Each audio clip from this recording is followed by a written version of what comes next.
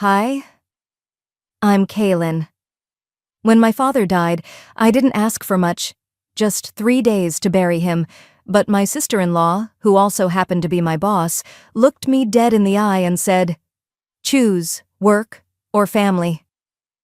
That was the moment I realized I didn't belong to either. What they didn't know was that I walked away with something they never valued, something worth $39 million. And by the time they realized what was gone, it was far too late. Before we begin, tell me this. Have you ever been forced to choose between your job and your family? What would you have done in my shoes? Drop a comment below. I read everyone. I drove straight from the hospice, the smell of antiseptic still clinging to my coat, a sealed white envelope clutched in my hand. Inside was the eulogy I'd written at 3 a.m. while Dad's breathing hitched through a plastic mask. The words felt too fragile to email, too personal to print twice, so I carried the only copy like a relic as I stepped into the headquarters of Wilder Technology. Vera, my sister-in-law, my boss, and lately self-appointed gatekeeper of the family legacy, occupied the glass-walled conference room at the center of the floor. 2 junior execs flanked her, laptops open, faces eager. Through the glass she saw me but motioned for me to wait, a single manicured finger lifted without apology. I stood there, envelope sweating in my palm, until she finally waved me in. She didn't rise. She didn't even close the slide deck of projected revenue numbers. "We're up against a hard deadline, Kaylin. Make it quick." I sat, swallowing the metallic taste of sleeplessness. Dad passed at dawn. I need 3 days to arrange the funeral and settle Mom. Vera tapped her stylus where a bar chart showed a bright green arrow. "You're either committed to this acquisition or you're not. Family can wait. The market won't." The way she said family, like it was a hobby, knocked the air from my lungs. I laid the envelope on the table, hoping the weight of it would remind her Dad had been her mentor too. She glanced down, flicked it with a manicured nail, and the envelope slid off the polished oak onto the carpet. "Then you've made your choice," she said, voice even, eyes already on the next slide. Heat flared behind my eyes, but I refused to let tears have the room. I bent, picked up the envelope, brushed off invisible dust. A junior exec offered a sympathetic half-smile before dropping his gaze. Loyalty has a hierarchy. I left without another word, my reflection in the glass walls trailing grief and something sharper. Anger that still didn't have a name. Dad's memorial took place 2 days later in a modest chapel across the river in Alexandria. The pews were thin. No one from the company came. Not even my brother Dean, too busy finalizing Vera's deal to carry Mom's tissues. I delivered Dad's eulogy to the echo of stained glass saints, voice steady until the last line. He taught me that silence can be generous, but never let it be permission. My throat broke on the final consonant. After the service, while arranging wilted lilies, I overheard a board member's wife near the vestibule. "Vera says Kaylin's stepping down soon anyway.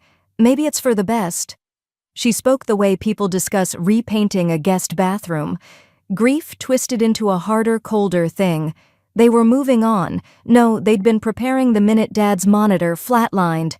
His youngest daughter, the emotional one, was now a scheduling inconvenience. That night, I sat at the kitchen table of my childhood home, Mom already asleep upstairs, her breathing deep and exhausted. The envelope lay in front of me, edges frayed from Vera's dismissal. My phone buzzed, an unknown number. I almost ignored it. Another florist, another distant cousin, until a familiar voice, gravelly with age, filled my ear. "Kaylin? It's Walter Finch, your father's old counsel. I'm sorry for your loss." "Thank you, Mr. Finch," I whispered. "He left something for you. A provision in the original founder's trust. He asked that you see it privately, away from the board." Papers rustled over the line. "Your father didn't leave everything to them?" My heartbeat thudded in my ears. "What is it?" "A set of keys and a clause the others never bothered to read. You'll want to come by first thing." I ended the call, fingers resting on the envelope. Dad hadn't stopped believing in me. even when the company I helped build treated me like a placeholder. I pressed the paper to my chest, feeling its fragile weight against the ache there. For the first time since the hospice, tears came, not from loss, but from the spark of a possibility I thought had died with him. The morning after the funeral broke gray over Fairfax County. Mom was still sleeping when I eased the sedan out of the driveway, the tiny brass ring of keys Walter Finch had mailed resting on the passenger seat. I drove east, past strip malls not yet awake, replaying his message. "It isn't on any company record. He wanted only you to see it." The storage facility sat behind a shuttered carpet warehouse. I gave my name. The clerk handed over a clipboard and waved me down a corridor that smelled of cardboard and old rain. Unit 17 clicked open on the second key. Fluorescent lights flickered alive, revealing metal shelves, 2 dusty filing cabinets, and an IBM briefcase bearing a peeling label, Founders Agreement, 1996. I carried the case to a folding table, fingers trembling less from grief than curiosity. Inside, manila folders, Dad's tidy penmanship, and a crisp addendum dated 5 years ago, months after his second stroke, when everyone assumed he'd stopped caring about bylaws. A clause sat highlighted in yellow. If a majority shareholder denies reasonable bereavement leave to any founder or direct descendant, voting privileges transfer to the minority founder pending ethics review. I read it twice, the words settling like weight on my ribs. Dad hadn't trusted the board, or maybe he hadn't trusted Vera's ambition. Either way, he'd sketched a lifeline and hidden it where only faith and blood would find it. The second folder held a revision stamped executed. He'd updated the trigger clause during his final hospital stay. Shaky handwriting, but legally intact. I imagined him convincing a notary beside whirring machines, determined that his youngest wouldn't be shoved aside. Sunlight slanted through the unit's vent as I locked up. By noon, I was in Arlington, sitting across from Gerald Baker, the firm's senior counsel who once argued patent cases for Dad. Gerald glanced over the clause, lips pursed. "If this provision holds, you can freeze the board with one notice," he said. "They'll fight, but the language is tight." I signed the engagement letter. No fanfare, just a thin blue stroke of ink. Gerald filed the motion through the state corporate portal while I watched the progress bar crawl. There was no thrill, only relief, like setting a bone that's been out of place too long. Late afternoon traffic crawled across the Key Bridge. I rehearsed possible responses from Vera and Dean, none flattering. At a red light, I composed a single-line email, subject blank. Per Clause 8.2 of the Founders Agreement, I hereby freeze all pending executive actions until further review. No greeting, no sign-off. I pressed send as the light turned green. Back home, golden dusk pooled through the kitchen windows. Mom had gone to bed early, exhaustion wrapping her like a quilt. I took Dad's leather-bound journal from the buffet drawer and sat at his old teak desk. Toward the back, on a page creased from rereading, he'd written, "They see you as small because you never needed to scream. Remember, the quiet choice is often the loudest power." His handwriting wavered, but the intent cut clean. I closed the journal, resting my palm on the cover as if it were his shoulder. The house settled around me, floorboards ticking, refrigerator humming. Outside, cicadas thrummed unseen. I opened my laptop, refreshed my inbox. No reply from Vera, but a delivery receipt confirmed she'd read the message at 5:12 p.m. sharp. I pictured her staring at the clause number, realizing the ground had shifted beneath her stilettos. I didn't feel triumphant. I felt anchored. Dad had left me more than stock certificates. He'd given me permission to call a thing by its rightful name.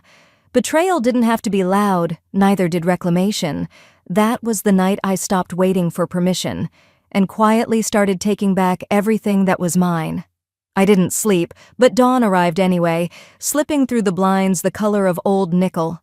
By the time commuters clogged Route 50, I was already in the garage beneath Wilder Tower, hands steady on the steering wheel, heart even steadier. Last night I promised myself I'd stop waiting for permission. This morning I planned to prove it. The quarterly board meeting always began at 9 sharp. I rode the elevator alone, listening to the soft whir of cables and the softer echo of Dad's words in my mind. quiet choices, loud power. The doors opened to level 20.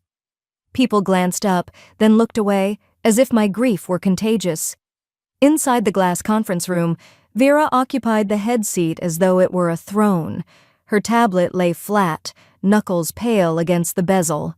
Dean sat 2 chairs down, fixating on a bottled water label like it contained the answers to everything he'd avoided saying. The air smelled of citrus cleanser and unspoken alliances. I took the chair nearest the windows without waiting to be offered one. Vera's gaze flicked toward me, no greeting. "Let's begin," she said, voice polished like chrome. Slides flashed, quarterly margins, user acquisition, phrases she loved to pronounce aggressive growth. She'd barely moved to the next graph when the door opened. Thomas Reed, lead counsel, stepped in carrying an envelope with the company seal. He handed it to her without a word. Vera slid it, scanned the single sheet, and stiffness rippled down her shoulders. The silence felt thick enough to hold its shape. Thomas cleared his throat. Per legal directive, voting privileges for executive actions are suspended under Clause 8.2, signed by founding shareholder Kaylin Wilder Morgan. A whisper traveled around the table, one ripple after another. Someone exhaled the word, "What?" as though it might answer itself. Vera attempted a smile that never reached her eyes. "This is symbolic, nothing more." But her fingers tapped the table in a frantic code. A younger board member, Elliot, brought in after my last maternity leave, blinked at me. "Wait," he said, cautious but curious. "She's still a founder?" My pulse stayed level. Apparently, symbolic founders still sign legally binding documents. I slid a folder across the glossy surface. Its tab read, Clause 8.2, revised and notarized. The gold seal caught the recessed lights. Flash memory surfaced. My first return from parental leave years ago. I'd scrolled the digital annual report while nursing a newborn, searching for my name. It wasn't there. When I asked, Vera laughed lightly, saying, "Legal must have trimmed the list for readability. Nothing personal, Kay." The next quarter, my title shifted to advisor, a word that sounded respectful until you realized it came with no vote. They hadn't fired me. They'd painted me transparent. Now the paint was peeling. The room's temperature seemed to drop. Vera gathered composure like fabric. "Kaylin, this grandstanding hurts all of us, investors especially." I opened the second folder, thick, tabbed, stamped audit request, compensation and ethics. "I asked for 3 days to bury my father. You chose quarterly earnings over common decency. I'm choosing not to disappear." Dean finally met my eyes. His voice cracked. "You can't be serious." "I'm as serious as the clause you never read," I answered, soft enough that heads leaned in. "You once told me family titles don't matter here, that I was welcome only if I stayed useful. Today, I'm reminding you I'm useful and I'm an owner." Elliot scribbled notes. 2 directors exchanged looks, weighted with self-preservation. Reed remained near the door, neutral as a courthouse step. Vera exhaled through her nose. "This will stall the acquisition. Stock could slip." "Then maybe the stock needs to learn respect," I said. Meeting adjourned. I rose first. Chairs scraped as others hesitated, unsure whom to follow. Dean half stood, half sat, torn between blood and marriage. I walked out, pulse still even. In the hallway, my reflection in the glass looked unfamiliar. Angry, yes, but steadier than I'd ever seen. Behind the closed door, voices erupted. Questions about rights and bylaws, concerns about optics. I didn't stop. My phone buzzed with a text from Human Resources. "We've received your audit packet. Please confirm delivery." I slipped the device back in my purse. Waiting at the elevator, I glimpsed Vera through the frosted glass. Her confident veneer fractured, jaw tight against words she hadn't practiced. That was the first crack, and I wasn't about to stop there. I left the 20th floor before curiosity could drag me into side hall gossip. Elevators were slow after 9, so I took the service stairs, counting each step as if it were a metronome, marking the end of Vera's certainty. 2 flights down, A maintenance door stood ajar. Joan Tran waited inside, phone tucked to her ear, sneakers tapping a restless rhythm on concrete. She ended the call when she spotted me. "Conference room C is free for 20 minutes, she said, her voice just above a whisper. I masked the calendar so it shows HVAC inspection. We slipped through a back corridor that smelled of printer toner and stale coffee. Once inside the small, windowless room, Joan opened her laptop. Rows of numbers glowed on the screen, columns headed Shell Allocations 2016-2022. "You pulled all that without tripping their security?" I asked. Joan shrugged. "Your father's admin token never expired. They hid the account under an equipment lease file. Rookie mistake." I sat, steadying my breath while she scrolled. "Show me the worst of it." She highlighted 3 lines. First, an advisory travel fund reimbursing first-class tickets to Florence, St. Bart's, and Jackson Hole, totaling $2.6 million. Second, $7.8 million in bonuses to a consulting firm owned by Vera's cousin, a man who once asked me if servers ran on regular gas. Third, company Amex charges for handbags labeled Team Development. My jaw tightened, but anger stayed cool, deliberate. "Download everything to a secure drive," I said. Joan slid a thumb drive across the table. While files transferred, memory tugged me backward. 2 months before Dad passed, I'd opened an email that arrived at 3:07 a.m. His subject line read simply, "Just in case." The attachment had been encrypted. The password was the year I was born. Inside, a single PDF, Family Protection Clause, Founding Equity. I hadn't understood its urgency until Vera tossed my envelope to the floor. Now the clause felt like a lighthouse beam cutting through fog. Transfer complete, Joan clicked a folder marked Personnel Flags. Near the bottom, she paused. "You may want to see this." An entry glared from the list. Bereavement leave denied. Flag, insubordination. My request had been reduced to a disciplinary note. I read the line once, twice, a third time, each pass draining warmth from my hands. "They wrote me up," I muttered, "for wanting to bury my father." Joan handed me a red pen. I circled the sentence, slow, deliberate strokes that bled through the paper. No tears came.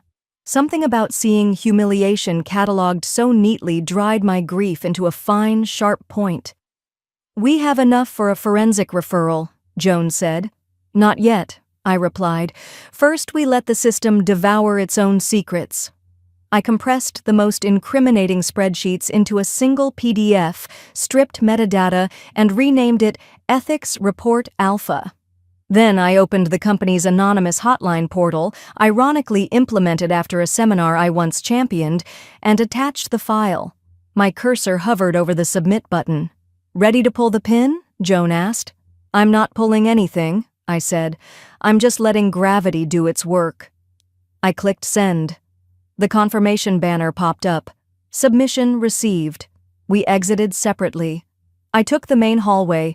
Joan returned through the service route. At my desk, I composed a neutral memo to Human Resources. Per audit protocol, please confirm receipt of confidential materials submitted 09:42 a.m. Formal enough to be boring, precise enough to rattle.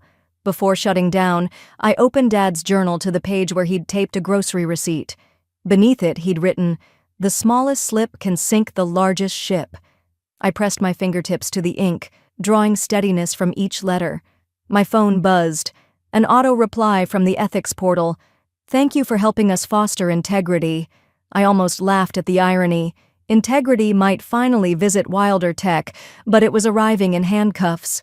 Wind rattled the office windows as I walked toward the elevator bank. Somewhere above, Vera was likely raising her voice, demanding explanations. Those walls were thick, yet not thick enough to muffle the coming fallout. I didn't need to shout. The documents would speak, louder than any accusation. Inside the elevator, descending alone, I watched floor numbers blink by, 19, 18, 17, each one a quiet drumbeat. When the doors opened to the lobby, I stepped into late morning sunlight feeling lighter than I had in weeks.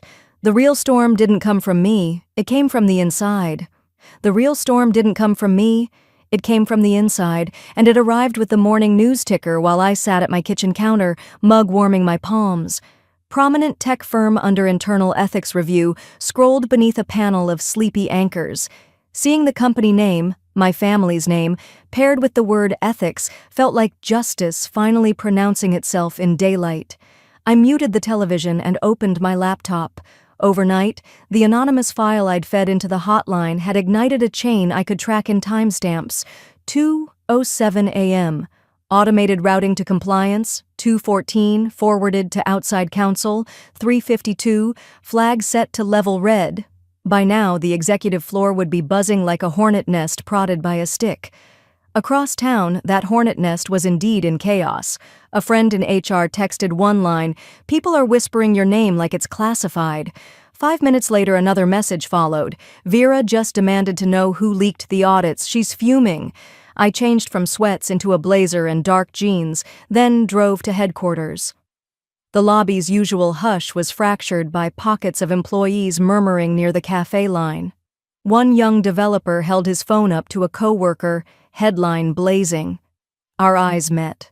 He straightened, unsure whether to acknowledge me. I gave a polite nod and kept walking. The elevator doors opened to level 20 and released a wall of anxious chatter. In the corridor outside the boardroom, voices spilled through cracked glass. Unauthorized equity flows. Reporter wants comment in an hour. Who approved those travel reimbursements? They're outrageous. Then Vera's voice, sharp enough to slice. Find out who planted this fiction before noon. Fiction. A convenient word when facts turn feral. I bypassed the commotion and took a side hall to compliance, where a red light above the security door blinked like a cautious heartbeat. Inside, 3 staffers clustered around a workstation. One of them, Clara, junior officer with reading glasses perched halfway down her nose, looked relieved to see me. "Ms. Morgan," she whispered. "The board requested an emergency meeting at 10. They've already frozen the advisory travel fund." I nodded. "Good. Keep tracing recipient accounts. The Shell consultant listed as R. Hartley Business Development is Vera's cousin." Her eyebrows lifted. "That explains the Cayman routing." At 9:40, a silent alert pinged my shareholder dashboard, a discreet vibration on my phone. High-level audit status. Escalated. Exactly as planned. Through the glass wall, I watched Vera pace, tablet in hand. Dean trailed her, attempting calm, but she waved him off. When the outside attorney, Mr. Carlson, arrived with a stack of binders, Vera's face drained. Cameras flashed from someone's phone in the hallway. The story was already growing legs. 10 o'clock. The board assembled in a smaller conference room for compliance review. I slipped into a seat halfway down the table, neither at the head nor the foot. Visible, unignorable. Carlson summarized the leak, then clicked to a slide that read, "Bereavement leave denial. Insubordination flag." The words projected across Vera's blazer like a stain. Clara read from a printout, voice steady. "Employee requested 3 days to bury her father. Request denied. Reason, insubordination." No one spoke. Even the HVAC seemed to hush. Finally, an older director cleared his throat. "Is this how we treat our founding family?" Another whispered, "We could lose investors over this." Vera tried to pivot. "This was HR procedure.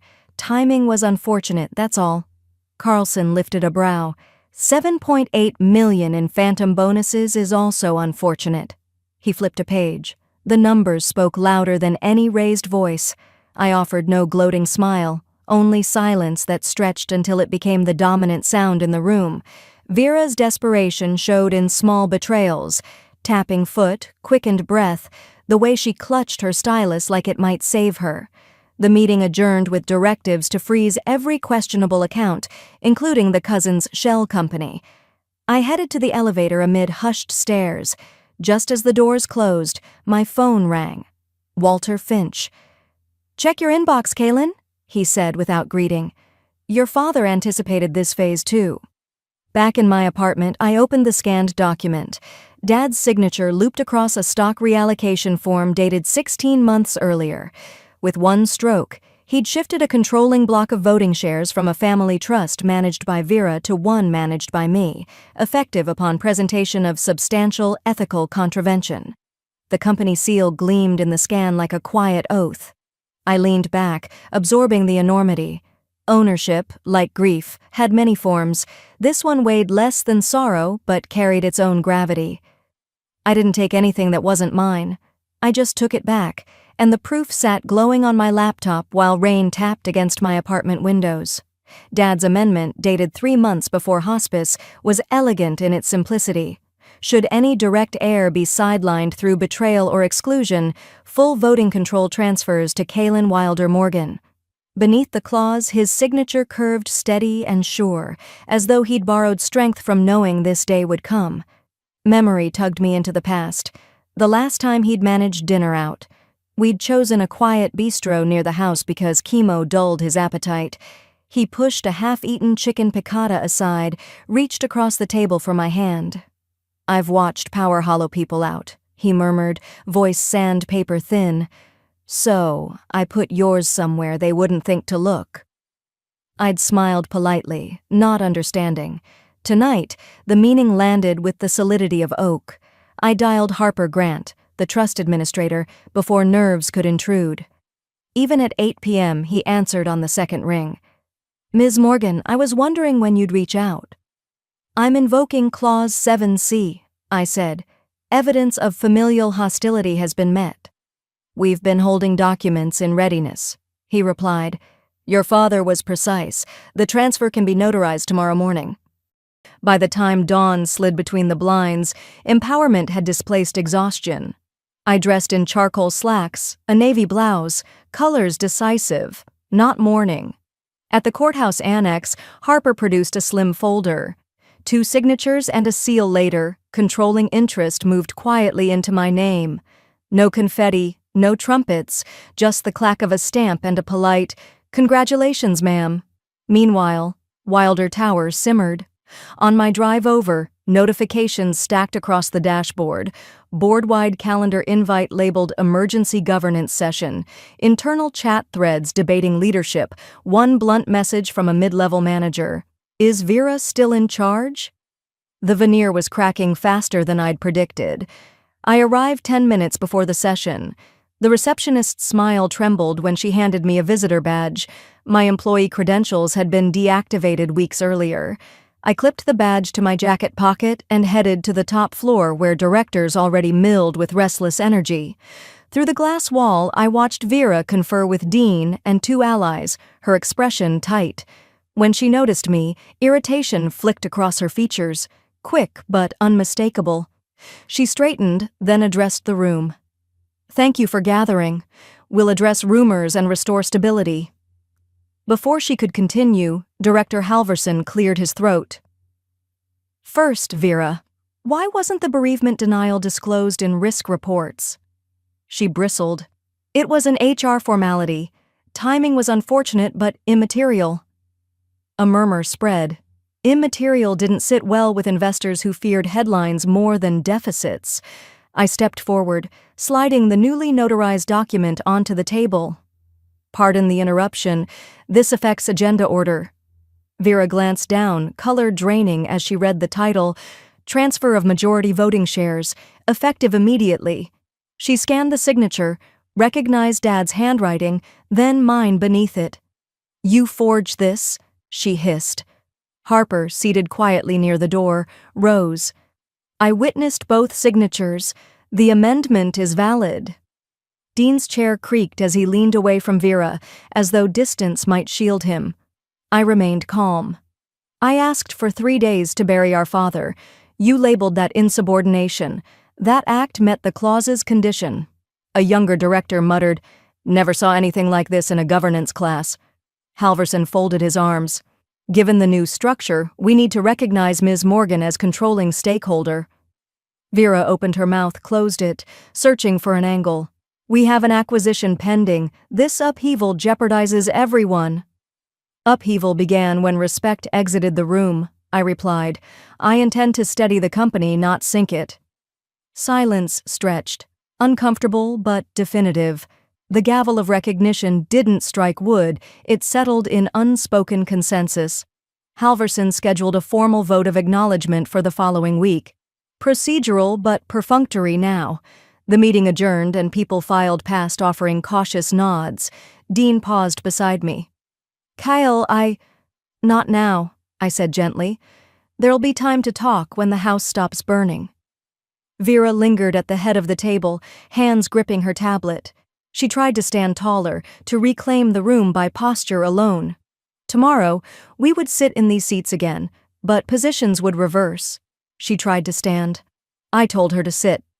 This time, I was the one running the meeting. She eased back into her chair, lips pressed thin as I stepped to the head of the table. Outside, slate-colored clouds pressed against the windows, threatening a summer storm that felt perfectly timed. I tapped my pen twice for attention, the same signal Dad once used when a room needed order. "Let's begin," I said. 20 faces turned my way, some curious, some relieved, a few outright nervous. First item, confirmation of ownership. I slid copies of the notarized transfer across the polished surface. Pages whispered as directors scanned signatures and official seals. A collective breath left the room. No one dared dispute what was now indisputable. Vera spoke first. "This doesn't change operational authority. Experience matters." She tried for composure, but her voice carried a tremor only the glass walls pretended not to hear. "I agree experience matters," I answered. "That's why we're reviewing how it's been used." I pressed a key on the remote, projecting 3 exhibits: my denied leave request, screen grabs of chat messages ridiculing the grieving little sister, and the trust amendment Dad signed before he died. Gasps punctuated the silence. "I didn't walk away," I continued, voice even. "I was pushed, then painted invisible. You just never imagined I'd learn to fly." A senior VP, gray-haired and steady, cleared his throat. "Your father warned us years ago. Treat my daughter with respect. She remembers everything. We failed him." He pinched the bridge of his nose, shame visible. I nodded, absorbing his words without triumph. The weight of lost time pressed, but so did clarity. This was about repair, not spectacle. "Next," I said, lifting a leather binder, "independent forensic findings." Twist S13 landed with a dull thud as I opened to the summary page. Third-party auditors traced payments labeled Special Consulting, all routed to relatives of our current COO. A few heads snapped toward Vera. "That report is," she began. "Authenticated yesterday," I cut in. "Cross-checked by Grant & Keller, the same firm that certifies our SEC filings. Total misallocated funds, $11.5 million. Board policy requires immediate suspension pending investigation." Murmurs rose. Anger, disbelief, self-preservation calculus. The vote happened quickly. 14 for suspension, 2 abstentions, none opposed. Vera's cheeks blanched. She stood, attempting to regain height she'd never really lost. "Remain seated," I said, calm but unyielding. "Security will escort you to collect personal items. Your access terminated at the vote's tally." Her eyes, once daggers, now flickered with something closer to panic. "You can't erase me." "I'm not erasing anyone," I replied. "I'm restoring what was stolen. Trust." While security arrived, directors talked in hushed tones about stabilization plans and press statements. I answered questions briefly, set a follow-up meeting, then excused myself. The hallway outside felt strangely quiet, as if the building recognized its new equilibrium. Passing Vera's corner office, I noticed movers already boxing awards and designer stationery. I stepped inside. The space smelled of her grapefruit diffuser, the scent suddenly hollow. On the desk, a silver frame displayed a photo of Dad shaking Vera's hand the day she was hired. I studied his kind expression, then flipped the frame face down. "You used him," I whispered, voice soft enough to be a confession. "Now you've lost everything." As I turned to leave, my old workstation phone, long disconnected, rang, its shrill tone echoing in the empty cubicles. I hesitated, lifted the receiver. "Kaylin?" a voice said, urgent but unfamiliar. You don't know me, but I have information about the Norland deal. Vera altered numbers. They'll try to pin it on you unless you see what she hid. Thunder rumbled outside, answering for me. The storm wasn't over, it was just shifting focus. The phone's receiver felt heavier than plastic should. Vera filed in Fairfax Circuit Court an hour ago, the caller said, voice clipped, likely an associate sniffing opportunity. Wrongful termination. She's contesting the trust, claims your father was coerced. I appreciate the heads up, I replied, noting the number for later verification. When he began pitching representation, I hung up. Let them circle. I already had counsel who knew every skeleton in our family closet. By noon, news alerts pinged like popcorn. Leadership shakeup, founding family feud, share value slips on lawsuit rumor.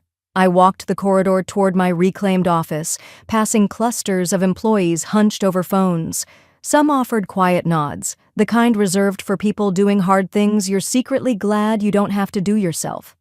At 2 o'clock, I met Walter Finch in his downtown suite, wood-paneled and smelling faintly of lemon oil. He produced a slim ivory envelope sealed with scarlet wax.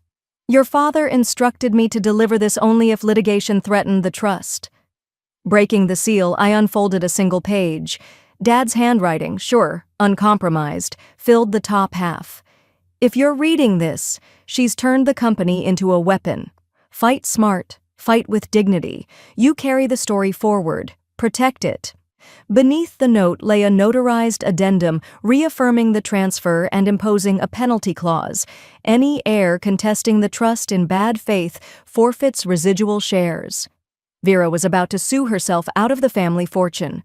Cold satisfaction steadied my pulse. We counterfile tomorrow, I told Walter. Breach of fiduciary duty, hostile workplace, plus the penalty clause. That evening, my comms team pushed an open letter to every employee inbox. I never sought a fight, but grief is not an asset to be exploited. I will defend our legacy, and everyone who builds it, against those who trade respect for profit.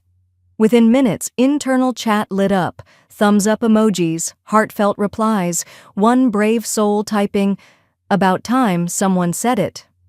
The message leaked externally, of course. CNBC framed it as see-through leadership. I let it ride. During legal prep, Twist S15 surfaced. Joan, ever diligent, emailed spreadsheets showing a $2.4 million engagement fee funneled to Vera's brother and her college roommate. The shell contract was so sloppy, it still listed Vera's executive assistant as witness. I scheduled an emergency board session. Friday morning, directors shuffled in beneath fluorescent lights, fatigue etched deep. Without preamble, I projected the payments. Gasps followed decimals. Halverson motioned for a vote. Criminal referral passed unanimously. As if choreographed, a process server stepped in, thick envelope in hand. "Ms. Wilder-Reed?" he asked. Vera froze, mascara impeccable yet powerless. Cameras from finance captured the moment. By lunch, the clip trended under Lakshgarn cousin consultant. She tried to blame bookkeeping, then HR, finally claiming sabotage. No one listened. Security escorted her out while she threatened appeals that sounded more like pleas. Late that night, the building slept, but I couldn't. I sat in the executive suite, city lights stippling the windows. My father's fountain pen lay beside the framed audit summary, as if he'd just stepped out for coffee. The silence felt less like absence, more like steady company. A knock interrupted the hush.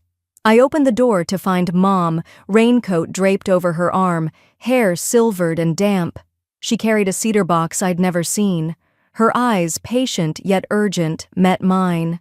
"I think we need to talk about your father," she said softly, "and about something he never told you." I hadn't expected her, especially not with that box in her hands. Mom set the cedar box on the conference table, rainwater beading along its edges. The building's lights had dimmed for the night, leaving only the glow from my desk lamp and our reflections in the darkened window. She eased open the lid. Inside lay cassette tapes labeled in Dad's handwriting, Polaroids from the company's first warehouse, and a stack of spiral-bound notebooks I hadn't seen since high school. "He recorded everything," she whispered. Board discussions, Investor calls, mostly for posterity. But these, she tapped the notebooks, are his thoughts when the board pushed him to sideline you? Vera pressed hardest. My throat tightened as I flipped through a journal. Midway down a page he'd scribbled, "Almost let them convince me the company needed one less Wilder." Heard Kaylin calming a distraught intern at 1 a.m. "She's the soul of this place." Decision reversed. Mom's fingers trembled over a tape labeled May 3.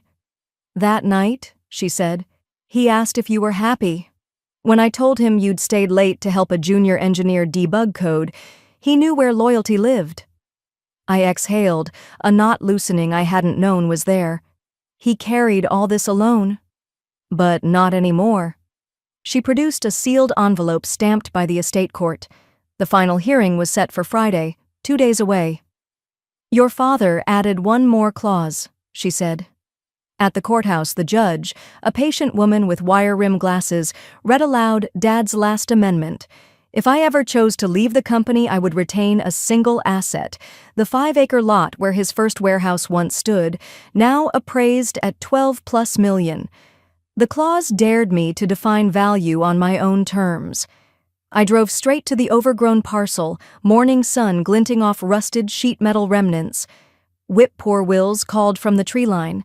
I walked the boundary, boots crunching gravel, and felt an unexpected calm. By afternoon, I had a landscape architect on speakerphone. "I don't want another tech campus," I told him. "I want green space, open to everyone who never had a quiet place to breathe."